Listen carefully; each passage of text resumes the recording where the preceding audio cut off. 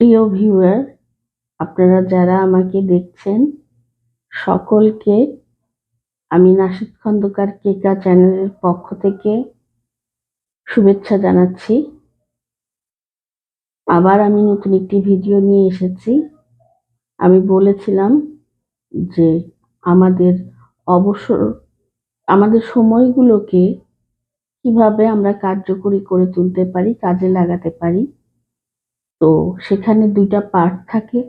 একটা আমাদের প্রতিদিনের যে জরুরি কাজগুলো, আরেকটা পার্ট হলো এই কাজগুলো যদি প্রতিদিনের যেগুলো আমাদের করতে হয় সেটাকে আমরা সঠিকভাবে করতে পারি, তাহলে কিন্তু আমাদের বেশ কিছুটা ফ্রি টাইম চলে আসে। তো এই ফ্রি টাইমটা আমরা কিভাবে সুন্দর করে কাজে লাগাতে পারি সেটা বিষয়ে আমি এবার আপনাদের কিছু বলতে চাই।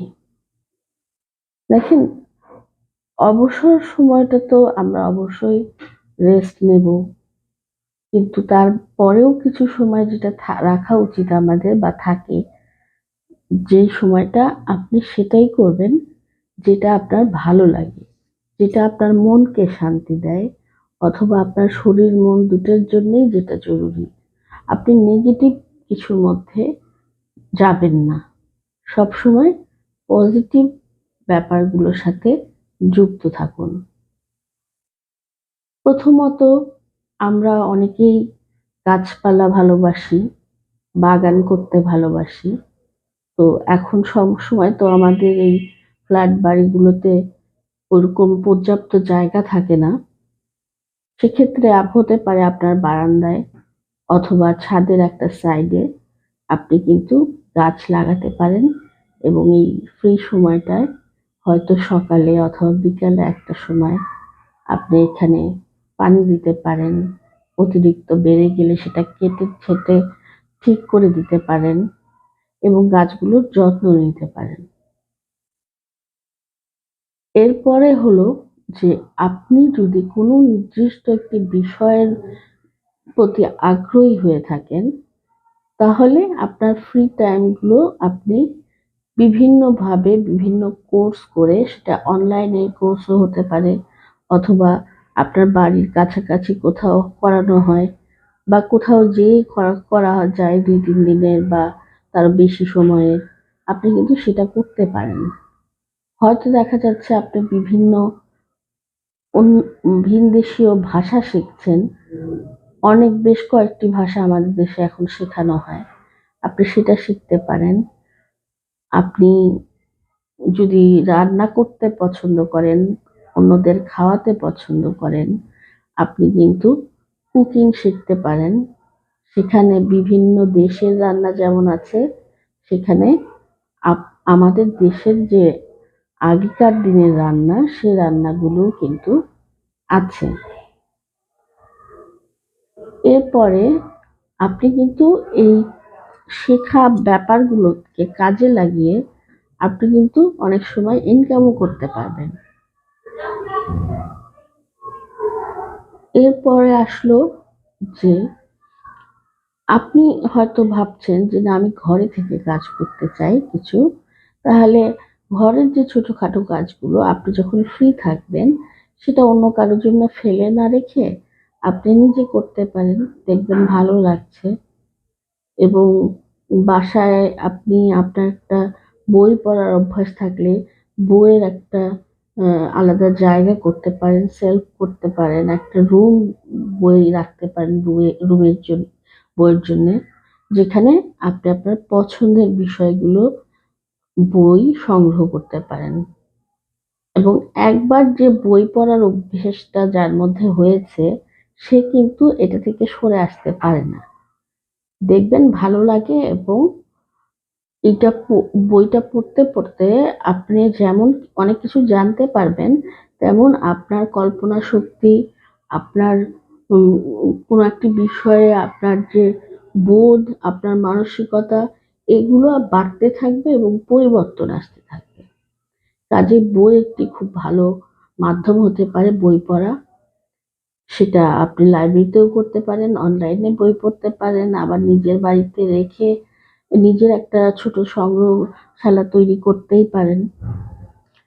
আবার আপনার যদি মনে হয় যে আপনি বেড়াতে পছন্দ করেন, তাহলে আপনার যে ফ্রি টাইমটা, সেই টাইমটা কতক্ষণ হবে তার উপর নির্ভর করে কিন্তু আপনি একটা প্ল্যানিং করতে পারেন এবং গ্রুপে হোক অথবা ১ জন ২ জন হোক, আপনি সেখান থেকে বেরিয়ে আসতে পারেন। এমন অনেক সময় হয় যে আমরা ২-৩ দিনের ছুটি পাই, তখন হয়তো আমরা একটু দূরে কোথাও যেতে পারি। আবার এমন হয় একটা দিন, তো একটা দিনের জন্যে ধারে কাছে কোথাও বেরিয়ে আসতে পারি। ভালো লাগবে। আপনার একটা পরিবেশের বদল আসবে। সেই চেঞ্জটা আপনার মনের উপর প্রভাব ফেলবে। আপনি কিন্তু গান শুনতে পারেন। অনেকেই গান পছন্দ করেন, তবে ভিন্ন, ভিন্ন ধরনের গান অনেকের পছন্দ অনেক রকম। সেক্ষেত্রে আপনি যে ধরনের গান পছন্দ করেন, সেই গানটা আপনি শুনতে পারেন এবং গান শোনার সাথে, সাথে আপনি কিন্তু অন্য টুকিটাকি কাজগুলোও সেরে ফেলতে পারবেন। এটা একটা গান শোনার সুবিধা। আমার তো গান শোনাই শুরু হয় একবারে সকালে উঠে থেকে তারপরে রাত পর্যন্ত। কাজেই গান শুনলে অনেক সময় মনটা খুব ফ্রেশ থাকে। অনেক সময় দেখা যায় যে আমরা খুব মন খারাপ, পছন্দের একটা গান শুনে হঠাৎ করেই মন ভালো হয়ে গেল। অনেক কিছু মনে পড়ে গেল ছোটবেলার বা তারপরের জীবনে, কলেজে। আবার অনেক সময় হয় যে আমার খুব খারাপ লাগছে, আমি কাউকে বলতে পারছি না, আমি কাঁদতেও পারছি না। কিন্তু একটা গান কিন্তু আমাকে কাঁদিয়ে দিতে পারে বা আমার চোখে একটা গান শুনলে পানি আসতে পারে। কাজেই গান কিন্তু অনেক সময় বন্ধুর মতো কাজ করে। সেক্ষেত্রে গান শোনাটা আপনার যদি হাতে সময় থাকে, আপনার যদি ভালো লাগে, আপনি গান শুনতে পারেন। বিভিন্ন গানের যে অনুষ্ঠানগুলো হয় সেখানে যেতে পারেন। সেখানেও গান শুনতে পারেন। সবকিছুই নির্ভর করবে যে আপনি কি চান তার উপরে। আর যেটা হতে পারে সেটা হলো যে আপনি যদি মনে করেন যে আপনি অন্যের জন্য কিছু করতে চান, তাহলে আপনার ১ম শুরু করেন আপনার আশেপাশের যদি কেউ থাকে, যেসব বাচ্চারা স্কুলে যায় না হয়তো তাদের পড়াতে পারেন আপনি। যে যেসব নারীরা হয়তো বিভিন্ন কারণে বিভিন্ন কুসংস্কারাচ্ছন্ন অথবা বিভিন্নভাবে তারা আ উম সমস্যায় আছে, তাদেরকে মোটিভেশনের জন্যে কাজ করতে পারেন। এমন অনেক আ মানুষ আছে যারা হয়তো ভুল পথে যাচ্ছে, বিভিন্ন রকম নেশার দিকে যাচ্ছে। তাদেরকে হয়তো একদিন বললেই হবে না। আস্তে, আস্তে আপনি ধীরে, ধীরে তাদের মধ্যে একটা পরিবর্তন আনতে পারেন। সেটা সম্পূর্ণই নির্ভর করবে আপনার ব্যক্তিত্ব বা পার্সোনালিটির উপর। কারণ আপনার যদি কনফিডেন্স থাকে, আপনাকে দেখে অন্যরা আপনার উপর আস্থা বা ভরসা রাখতে পারবে। এরপরে আপনি যদি কোনো নির্দিষ্ট সংগঠন করতে চান, সেটাও করতে পারেন। আপনার ফ্রি টাইমটা আপনি ওই সংগঠনের একজন কর্মী হিসাবে বা একজন আম ওই সদস্য হিসাবে সেইটা সেই সংগঠনকে সময়টা দিতে পারেন। আপনি গান শিখতে পারেন নিজের জন্যে অথবা আপনি পাবলিক ফাংশন করার জন্যও গান শিখতে পারেন। আপনি অভিনয় শিখতে পারেন এবং সেক্ষেত্রে আপনি যদি মঞ্চের সাথে যুক্ত হন, শুধু অভিনয় না তার সাথে আরো অনেকগুলো বিষয় আছে। সেট ডিজাইনিং, লাইটিং সেগুলো সবকিছু আপনি আলাদা, আলাদা করে শিখতে পারেন, কোর্স করতে পারেন। আপনার যদি মনে হয় আপনি নির্দিষ্ট কোনো একটা বিষয় জানেন, তাহলে যেমন ধরেন আপনি যদি রান্নাটা আপনার ভালো হয়, আপনি যদি বিভিন্ন ধরনের রান্না জানেন, তাহলে কিন্তু আপনি সেটা ক্লাস করে সেটা শেখাতে পারবেন পরবর্তীতে। অথবা ছোট, ছোট করে সেটা আশেপাশের সবার মধ্যেই শুরু করে একটা বিজনেস করে তুলতে পারবেন। অথবা আপনি যদি মনে করেন আপনি কোনো হাতের কাজ পারেন, সেটা করতে পারেন নিজের জন্যেও। অথবা সেটা যদি আপনি ইনকাম সোর্স করতে চান, সেটাও কিন্তু করতে পারেন। আবার অনেকে দেখা যায় যে অপ্রয়োজনীয় জিনিস যেটা বাসায় পড়ে থাকে, সেটা দিয়ে অনেক সুন্দর, সুন্দর ফ্যান্সি অনেক কিছু বানায়। আপনি সেটা করতে পারেন যখন অবসর পাবেন তখন। আরেকটা জিনিস যে অবসর পেলে আমাদের যেটা মোস্ট ইম্পর্টেন্ট যেটা করা উচিত বলে আমি মনে করি সেটা হলো যে নিজের পরিবারকে এবং সন্তানদেরকে সময় দিন। আপনার যারা অভিভাবক আছে হয়তো তাদের বয়স হয়ে গিয়েছে, তারা আপনার সাথে কথা বলতে চায়, গল্প করতে চায়, তারা আপনার সাথে কোথাও হয়তো একটু গেলে তাদের ভালো লাগবে, তাদের হয়তো একদিন একটু বাইরে থেকে ঘুরিয়ে নিয়ে আসতে পারেন। আবার আপনার যারা যে বাচ্চারা আছে তারা হয়তো আপনাকে খুব একটা পায় না, আপনি তাদেরকে নিয়ে সময় কাটাতে পারেন। আর আপনি এছাড়াও আরো কিছু ছোট ছোট কাজ করতে পারেন, যেটা যে শুধু যে বই সংগ্রহ করতে হবে সেটা না। বই ছাড়াও অনেকের অনেক কিছুর প্রতি অনেক কিছু হবি থাকে, যেমন কেউ হয়তো ম্যাচ সংগ্রহ করছে, কেউ স্ট্যাম্প সংগ্রহ করছে। আপনার যদি এরকম কিছুর প্রতি ঝোঁক থাকে আপনি কিন্তু সেটা করতে পারেন। কাজেই সবকিছুই নির্ভর করবে আপনি কি পছন্দ করেন সেটার উপরে। আপনি যেটা পছন্দ করেন সেই বিষয়গুলো নিয়েই আপনি আপনার অবসরটা কাটান, তাহলে দেখবেন যে সময়টাও ভালোভাবে কেটে যাবে। আবার এই কাজগুলো আপনি যখন করছেন এগুলো কিন্তু পজিটিভ একটা এফেক্ট ফেলবে আপনার জীবনে।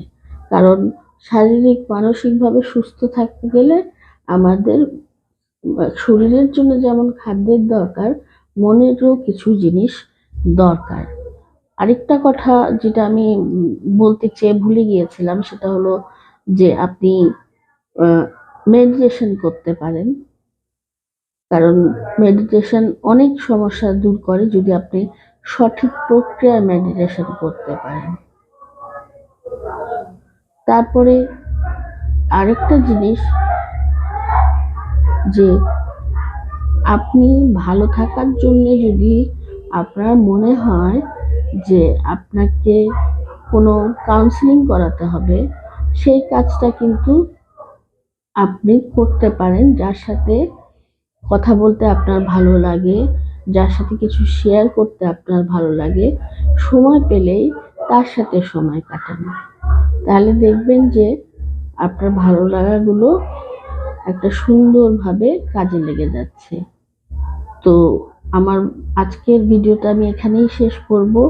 আপনাদের সবাইকে অনুরোধ করব আপনারা নাশিদ খন্দকার কেকা এই চ্যানেলটিকে লাইক করুন, শেয়ার করুন এবং সাবস্ক্রাইব করুন এবং প্রত্যেকটি ভিডিও না টেনে দেখুন। আমি বলতে পারি আপনাদের খারাপ লাগবে না। আপনারা সকলে ভালো থাকুন, সুস্থ থাকুন।